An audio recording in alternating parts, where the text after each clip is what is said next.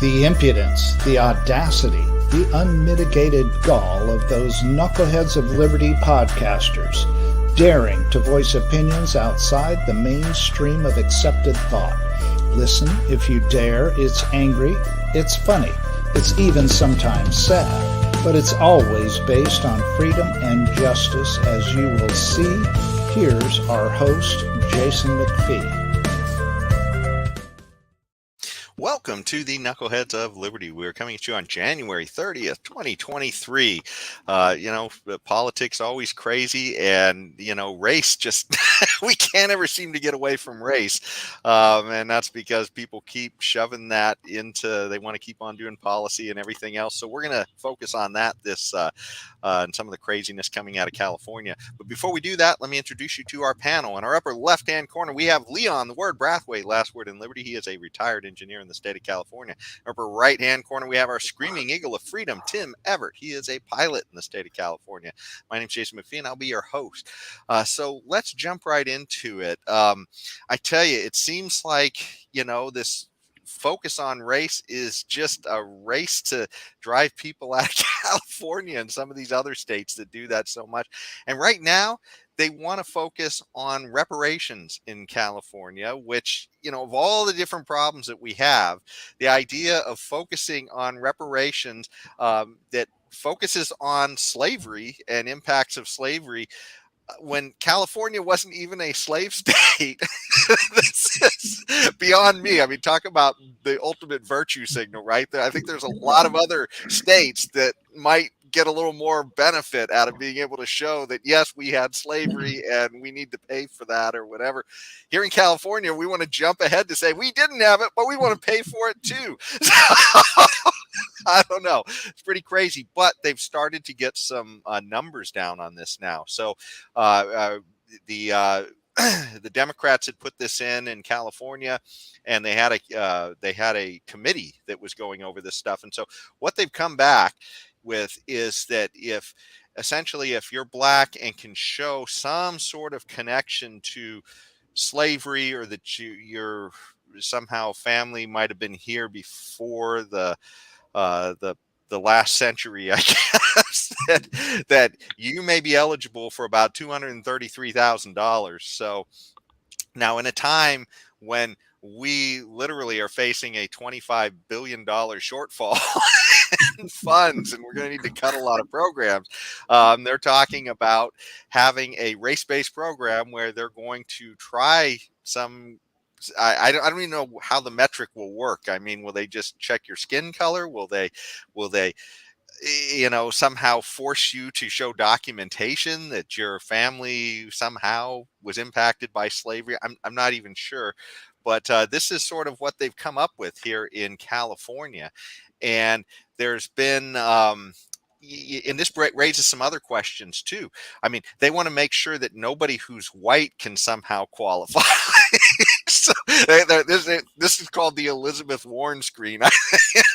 They don't want anybody who just says that they identify as black to be able to get this money. So that's they've suddenly become very cautious with the government purse now, which isn't the norm, for Democrats.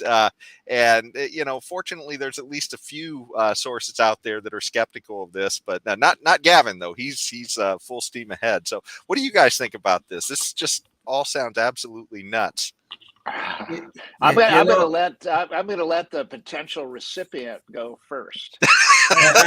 I'm not a potential recipient. If you look at the criteria, well, maybe I could identify certain things, and maybe it will make me a recipient. But since the time of slavery, the Democratic Party and Democrats have been living on the backs of black people, and they are to this day. Okay, to this very same day. Because this is how they get power, okay, by telling blacks, oh, we're going to do all these great, wonderful things for you. And one of those things, of course, is reparations. But if you think about what these reparations are trying to do, they are trying to make everyone who have a skin color that's close to mine, we're going to make you into a victim. And everyone who have a skin color that look like you guys gonna become an oppressor, maybe a criminal. This is what they are trying to do. It is nothing more than dividing up by race. One of the most divisive thing you could think about that is happening in America today. Race is in everything. It's even in mathematics in our schools. It is in everything. Now, one of the criteria they're listing, oh, is this wealth gap or this income gap or whatever the hell they want to call it. Well, you know something? Look at Asian Americans, Japanese Americans, and Indian Americans in particular. Well, you know, they have a wealth gap that stands over whites. So I guess based on that logic, I guess you guys should be complaining, and you guys should get some reparations too. This is the insidious, ridiculous thing about what they are trying to do. They're Well, just Leon, you just brought up the fact that Asians have a big wealth gap. Did Asians have a lot of black slaves? I'm trying there you go. I wasn't aware of that, but maybe that's the rationale for this wealth gap that they're seeing. Anyway, sorry, I didn't mean to cut you off. No, it's fine. It's fine. But it's a valid point. It's a valid point. But you know, I could support reparations. Okay, I really could. But this is the reparations that I will support, and it's the only reparations I'll ever support. When the Democratic Party as an institution itself, when the Democratic Party as an institution itself, I'm not talking about the government. I'm talking about the Democratic Party. When they apologize for what they have been doing to black people in America since slavery, and they want to pay reparations to those same black people, I will think about supporting reparations. But other than that, this is nothing but a scam. Okay, it's to continue their wealth and power on the backs of black people in the United States of America. That's all it is. Well, that's great. Yeah, that was a good one, Leon, as usual. But the root word is repair for reparations, means to repair. It's the making of amends for a wrong one has done by paying money to or otherwise helping those who have been wronged. Example, the courts required a convicted offender to make financial reparation to his victim. But in typical Democrat fashion, they want to punish those who are innocent for the wrongs of others.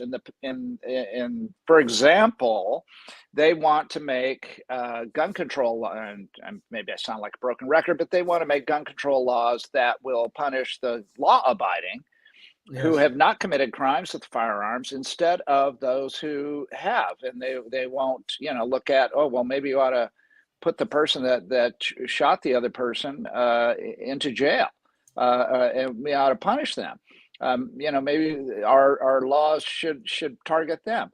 They also will want to tax the wealthy because they aren't paying their fair share. We all know that, even though they pay the vast majority of taxes in every situation where they have this.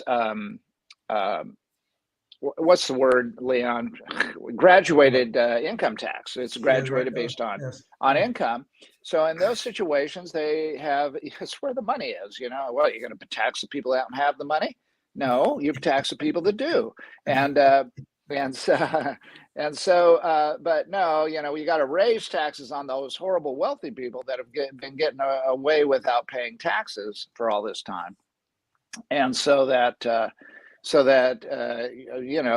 you're punishing them even though they're not the guilty party. So there's exceptions of people that for whatever reason don't pay income tax, but they're paying tax here and there and everywhere else. So if you want to myopically look at one particular tax, maybe you'll find a little something, but not when you look at the big picture, as they're paying taxes up the kazoo. But anyway, it's just your typical thing, and this is more of the same, because that tax money's got to come. They, in this situation at state, they're not creating this money out of thin air, save for the stuff they get from the federal government, except for that, which was created out of thin air, believe me. And but aside from that, they have to take it away from those who have the money, those California citizens, and give it to those that that one particular select few that do. In this case, they're taking money from people that had nothing to do whatsoever with slavery and giving it to also people that had nothing to do, were not wronged by slavery. They were people of a skin color that, hey, Irish, I'm part Irish. We were slaves. You know, we were enslaved in many points. We were definitely prejudiced against in the United States when we first arrived here. How do I get any money? You know, where's my money? Yeah, well, I don't deserve The Chinese people too, who built the Chinese. Oh, railroads. for sure. Yeah. Oh, how about them? Oh, they actually worked. And well, of course, slaves did too. But this whole thing is just absolutely, this rabbit hole is just ludicrous. It is. That's the best word for it. It's complete insanity, which is, hey, Democrats, keep doing it. I mean, is there any, this just blows me away that these people continually get support from, I don't know, people that should have some kind of sense about it. But I guess they can do no wrong. It seems like the bottom line, though, I mean, is from a libertarian perspective, is that justice has to be an individual thing. I mean, we can't make justice into some sort of a communal thing, right? I mean, whoa, that's brilliant, Jason, because you've hit the number one quality of a Democrat or a progressive or however you want to talk about it. It is they are all about the community over the individual, and that's their one thing that it's across the board. If you could call it a philosophy, they are collectivists, not individualists, and this is collectivism and community, like you said, and that's exactly what this is, and that's why they love it. They love it because they don't have to have individual situations like what you're talking about. What is in the definition of reparations? That's an individual thing. I wronged you, and therefore I'm going to pay you back for the wrong, best I can, the financial hardship. This is all financial. It's money. They're talking money, giving money. So it's financial. So anyway, just wanted to add. This is just the issue, though. This is just the issue. And you guys are absolutely right about the individual versus the community. This is why reparations, the paying of reparations, is racist at its core. Because, first of all, not all white people were slave owners to start with, and not all black people to this day were slaves. Now, all of the people who were involved in slavery, you guys are absolutely right. All the slave owners are dead, and all the people who were slaves are dead. Okay? Now let's acknowledge slavery and Jim Crow were horrible things in America. Let's acknowledge that. But the fact of the matter is this intergenerational thing where people are now victims just because of their skin color, and people intergenerationally, people who are white, they are certainly become criminals just because some people who had the same skin color as them who were slave owners back in the past.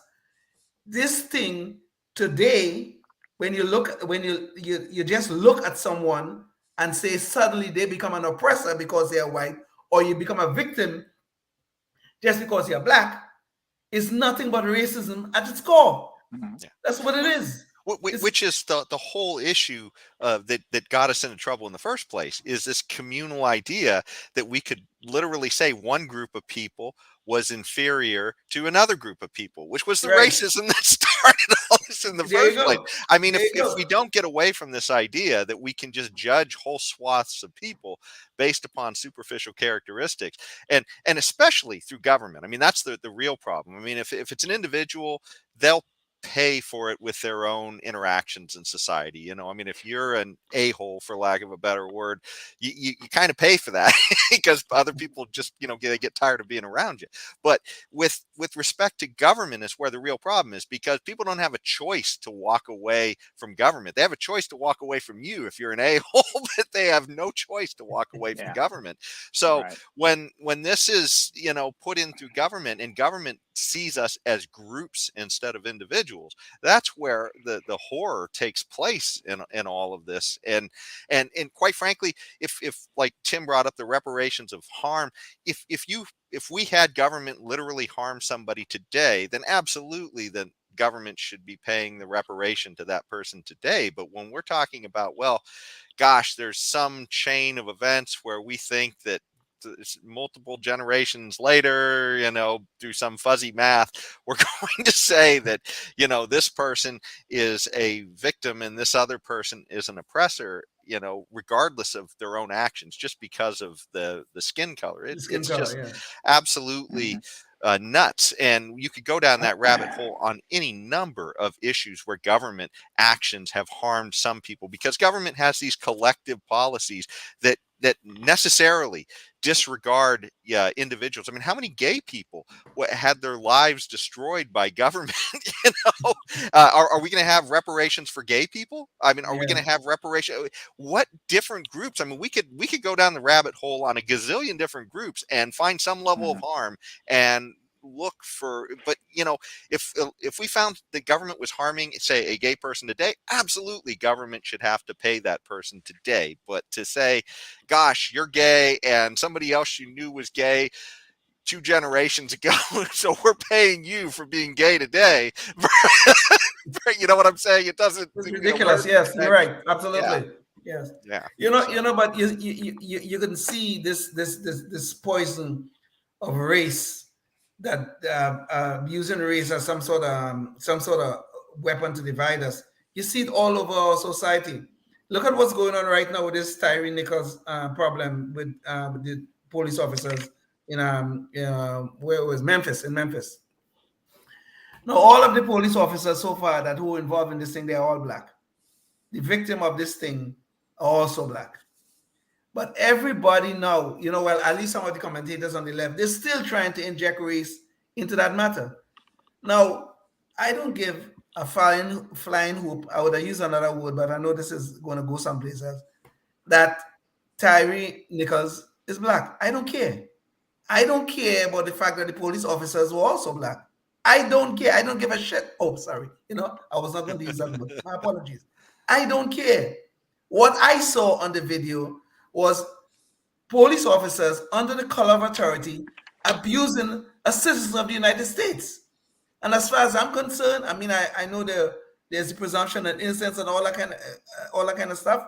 I'm fine. I'm willing to give them that. But as far as I'm concerned, these people need to be prosecuted and, if convicted, put in prison. Not because they're black, not because they could have been white, not because of whatever.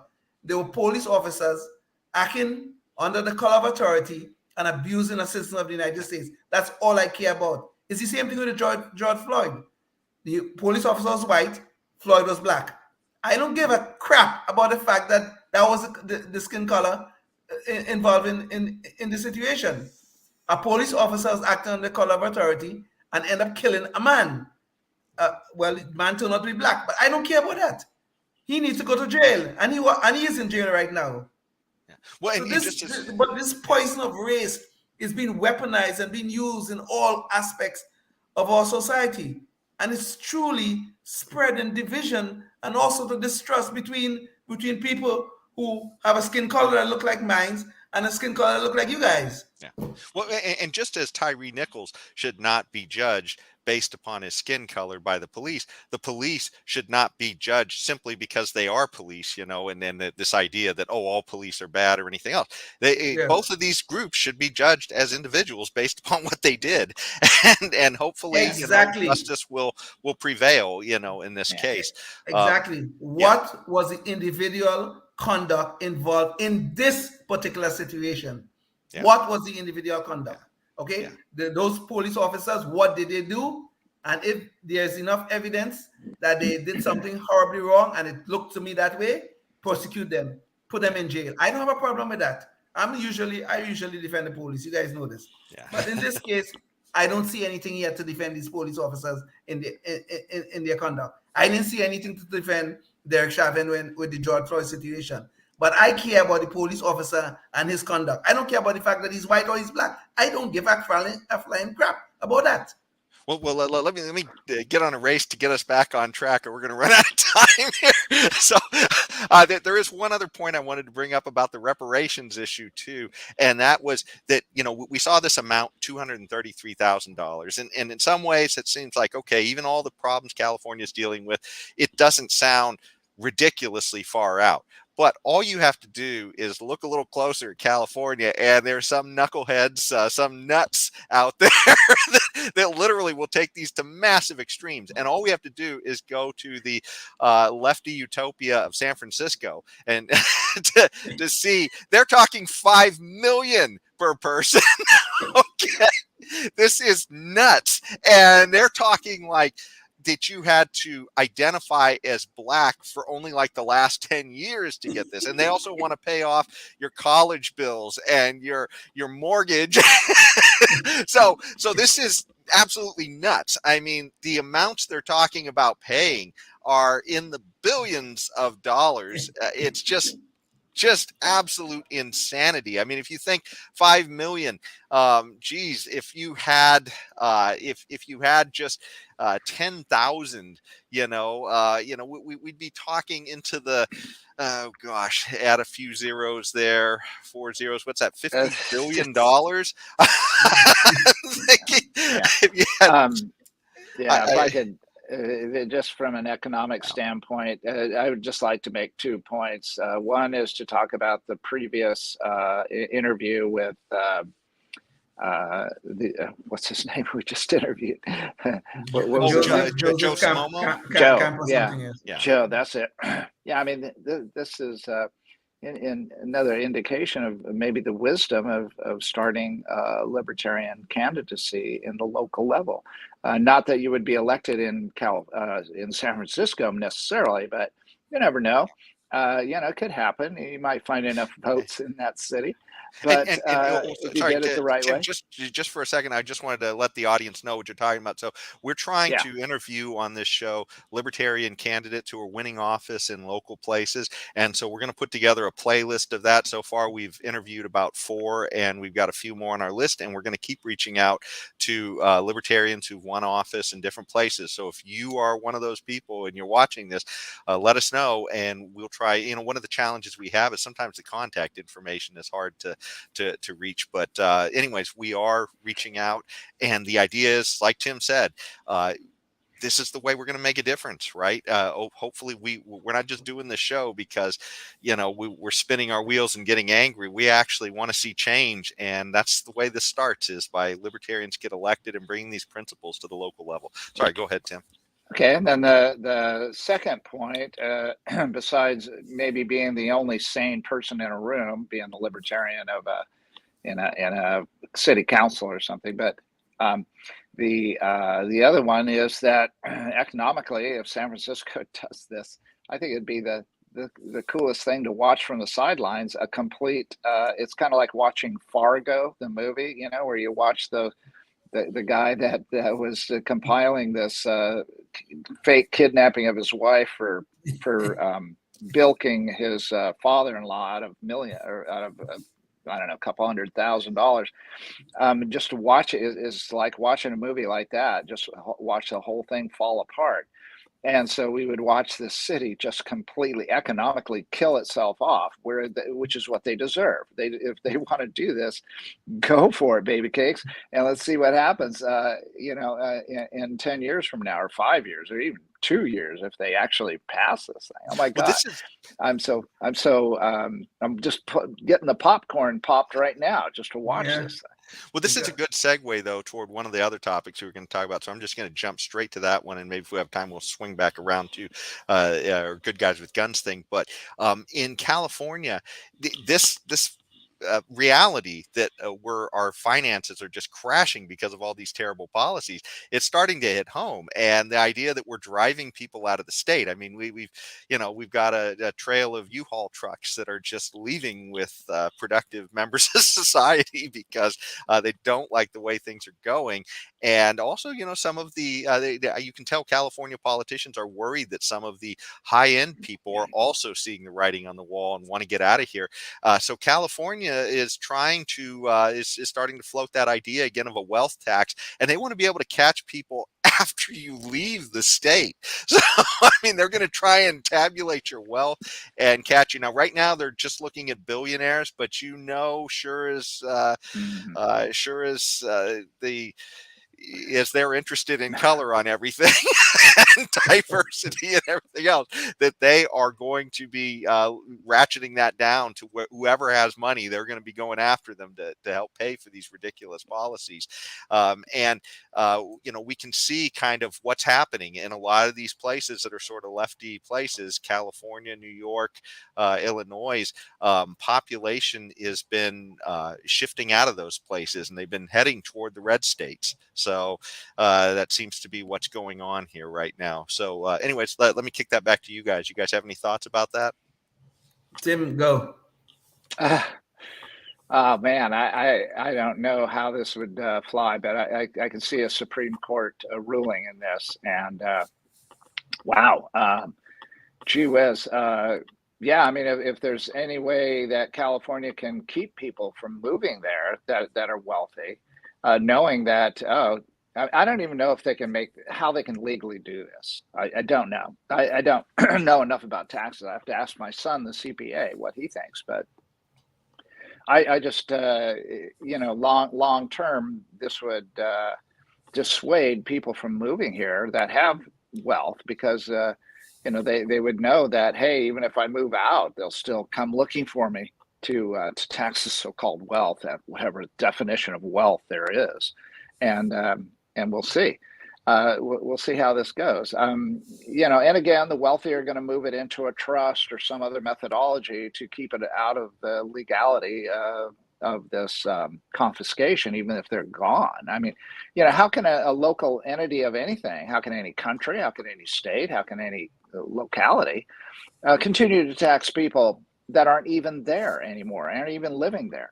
How that happens, how that goes against jurisprudence regarding taxation over the years and centuries, I have no idea. It's just mind-boggling. It's like, what else are they going to come up with? So, Leon, what do you think? Well, just think about if this thing was constitutional, okay? If this proposal was constitutional, just think about what would happen. Every state in the union then could reach into the pockets of somebody who once lived in their state. Yeah. Every state in the union. As a matter of fact, every city could potentially do this, because then if I was once living in, say, in Sacramento, which I did at one time, I was living in Sacramento, they could reach into my pocket, Sacramento, whenever they pass a little tax or anything, they could reach in my pocket and say, well, we could send a wealth tax for you, or blah, blah, blah, and you're supposed to pay it. Think about the chaos that is going to cause, okay? So this thing is both illegal and unconstitutional, okay? And I think the Supreme Court will have to tell these idiots that, okay? Because I'm not even a lawyer. I only pretend to play one on TV when I am on TV. Even I could figure out how unconstitutional this thing is. I think how would you argue it, the unconstitutionality of it? The interstate commerce clause, to start with, prohibits one state from interfering in the business of another state. It prohibits that. Okay. So if I'm now in California, fine. California wants to do its garbage that they do to us, fine. They can do that. I choose to live here.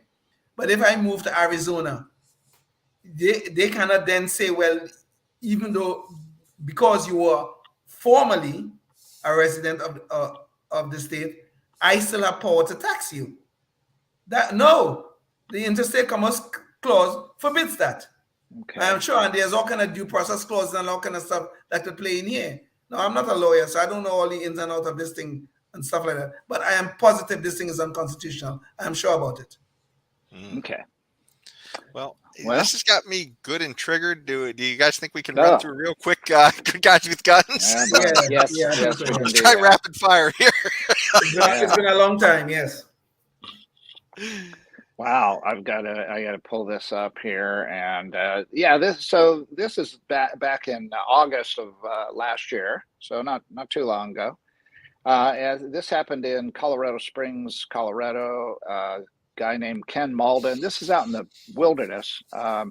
And there's the dead bear. So, okay, occasionally a good guy with a gun means that he was able to utilize that gun to save his life and that of his family against some, four-legged creature as well as a two-legged creature. So, we don't want it. We can't show any prejudice toward the four-legged creatures with our good guys with guns program. So we're going to add this here. So not all hairy and scary threats to our lives are people. Correct. Okay. Correct. Yeah, this is cool. So anyway, the wife, and they have three children in the house, and the wife says there's a bear in the house. The bear was upstairs. It was upstairs, and it weighed about 400 pounds. They had to winch it down up into the truck there. They were using a winch to get that bear quite relaxed. So the husband and father of the children utilized his 40 caliber pistol and shot the bear once, and then the bear continued closing, and so the husband continued shooting and emptied the gun into the bear, and it crashed through his banister down the stairs, fell down the stairs, and was breathing and everything. And the people from animal control came out and said, I deal with bears a lot, and I'd say this is a big bear. And so, it goes on to say, I have to paraphrase it, it's one of our longest articles we've ever had. You can read it there on the link. And they're very smart. So this bear had let itself in. They had an unlocked door, and it simply used the door handle to let itself in to the house. The bears are smart. And so it let itself in through the unlocked door. They didn't know about it. I don't know if the bear closed the door behind it, but anyway, it came in. And this is August, so they probably didn't notice any temperature change. And so seeking food, and it was looking for the animal food. And when it was upstairs there, it was moving the bag of animal food around, dog food or something. So anyway, so the homeowner was very sorry that he had to shoot the bear. He didn't want to have to do that, but I think under the circumstances, it looks like a justifiable shoot. Well, and there we are. Long story short, I guess it's one of those things where that gun can come in for home defense in a lot of ways we don't anticipate. And this was one of them. So. Yeah, and even a handgun, even a handgun against a bear. I mean, that's it's not the ideal one. I bet he'd rather have his shotgun, but nonetheless, he got the job done, saved his family, and unfortunately, he had to kill the bear. But what are you going to do? Yeah. Okay. Well, I think it's about time for our Knucklehead Noise Patrol. And I think we have our sound effect this time. Maybe we can do. I don't hear it, but there it goes. But anyways, we've been talking about race a lot, and that brings us back to our, I guess, the usual suspect on our Knucklehead Noise Patrol, which is Joe Biden.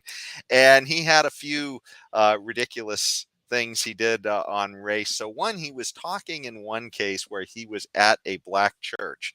And, that's the way he phrased it anyways. I mean, when I go to a church, I don't think, is this a white church or a black church? But when Joe Biden goes to church, that's the way he sees it. And maybe we could get that clip up here of Joe Biden talking about going to church. I may be a practicing Catholic. We used to go to 7:30 Mass every morning in high school and then in college before I went to the black church. Not a joke. Andy knows it. Right? It's not a joke. That's how Joe Biden characterizes his church. It's either a white church or a black church. Oh, gosh.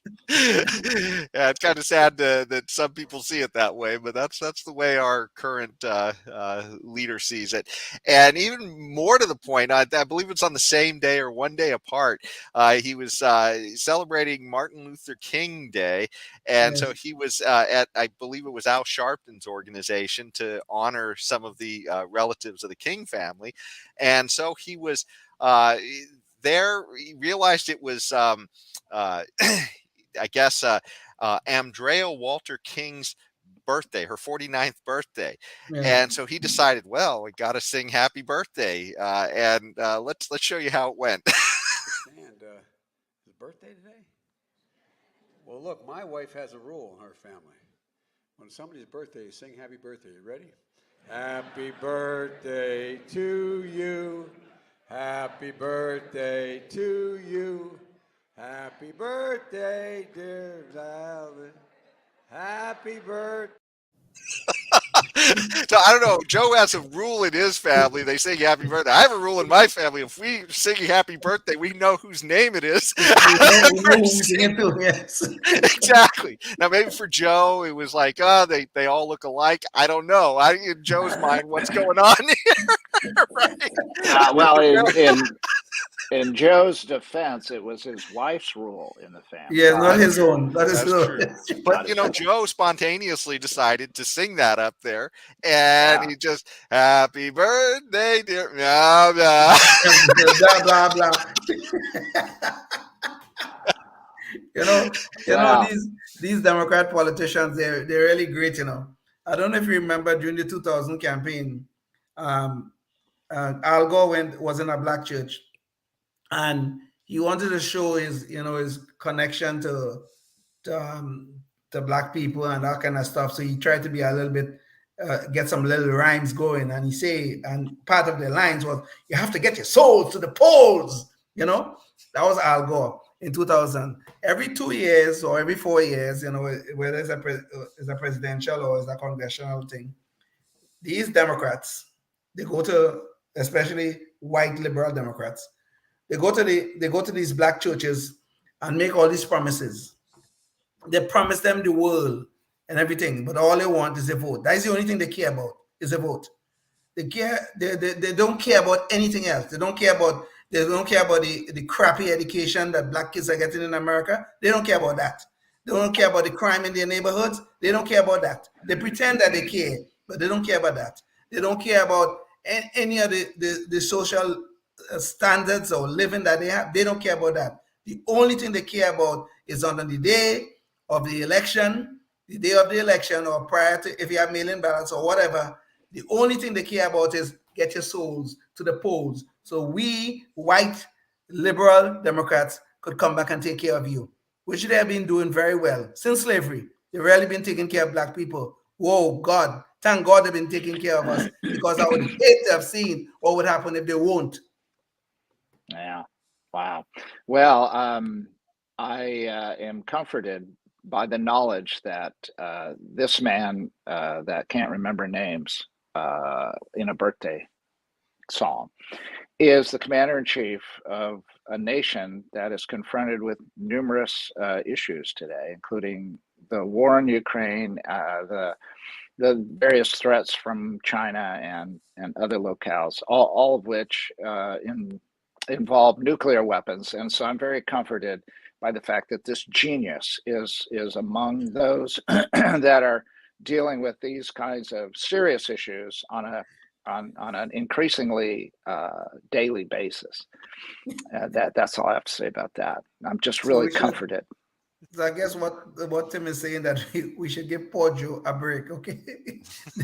the man is in serious cognitive decline. The man can't remember whose name he's wishing happy birthday. The man probably, maybe one day, God forbid, he might get up one morning and decide to send some nuclear weapons into Canada. Who the hell knows? We're not sure. So we should give the man a break, because his cognitive abilities are not all here. Well, I don't know that that's exactly what I was thinking, but I just find it hysterical that he wants to virtue signal on race, and then he can't even take the time to know whoever it is as an individual. He only sees them as their race, so he can't remember the name when he's singing the birthday song. Which is just the point. It is always virtue signaling from these people. Always. Yeah. Virtue signaling. You're absolutely right, Jason. I totally agree with you. It is always that. Yeah.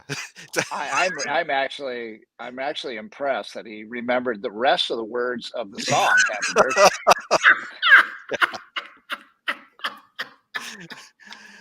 Well, that's good. Tim, that's real good. That's real good. I'm impressed that our country is still standing after 2 years of it. Yeah, especially considering what's going on with Russia. Yeah, and my opinion on that. I'm a little worried about, will it be standing in 2 years from now? That's what I'm Well, worried about. hopefully we're around as a show in 2 years to find out. Yeah. Well, if anything happens, I'm at ground zero in San Diego. It's a hot spot.